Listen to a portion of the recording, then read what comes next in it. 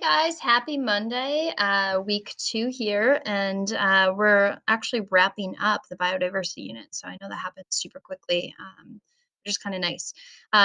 Anyway, this first day back, we're going to do something super similar to what we did with the extinction stories, except for this time it's about invasive species.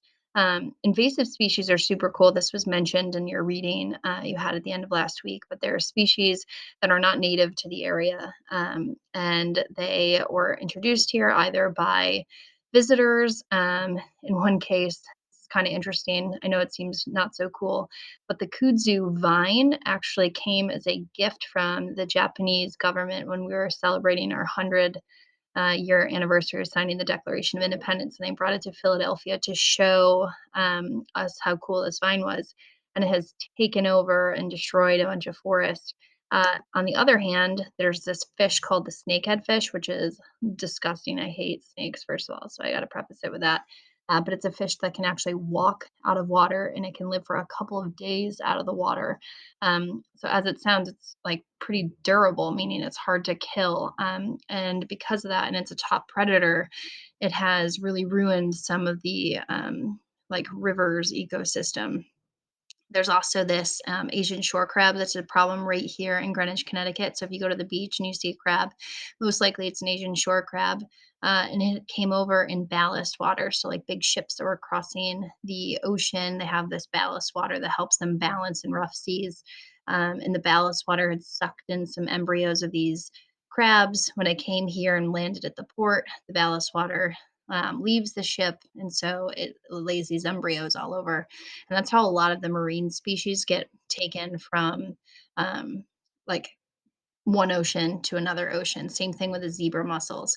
So those are not native. You'll notice here on this last slide, it says check out some invasive species or endangered species. Starting the third class this week, so it's a different day for all of you guys.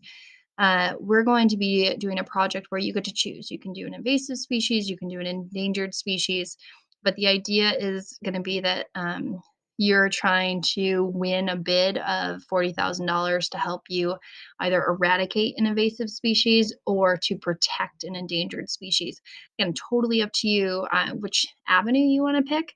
But if you want to start kind of investigating which sounds interesting to you, if you do this, like click here right where I'm hovering, there's much bigger list than this. This is just a good start.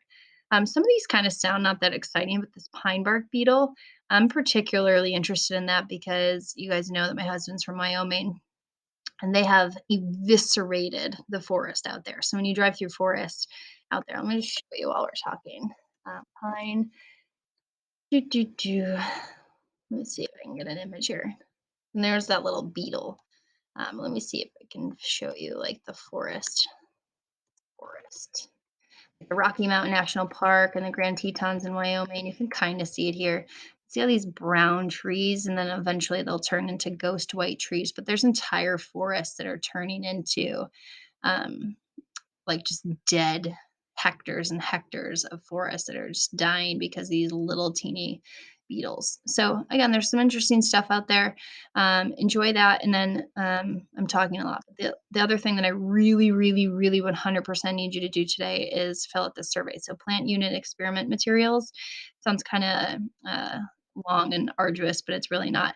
We just need to know your final answers on who's got what, because we're trying to figure out, can we mail stuff to your house? Can we put stuff at school for you to pick up? Some of you guys are traveling, so obviously there's different stuff, but there's like 4 blanket questions by April 20th, which is when we want to start this unit. Will you have 3 to 4 dried beans? Can be any type. By April 20th, do you have 4 plastic cups in your house that you can use for this? Yes, they can be reused. So somebody was like, I've already drinking out of it. Can I use it? Yeah, totally. Just clean it. Do you have 2 to 3 cups of soil? Again, just dig a little spot in your yard. 2 to 3 cups is nothing. You can even put the grass right back on top. It'll regrow. This should not be, hopefully the soil is not what's holding you back.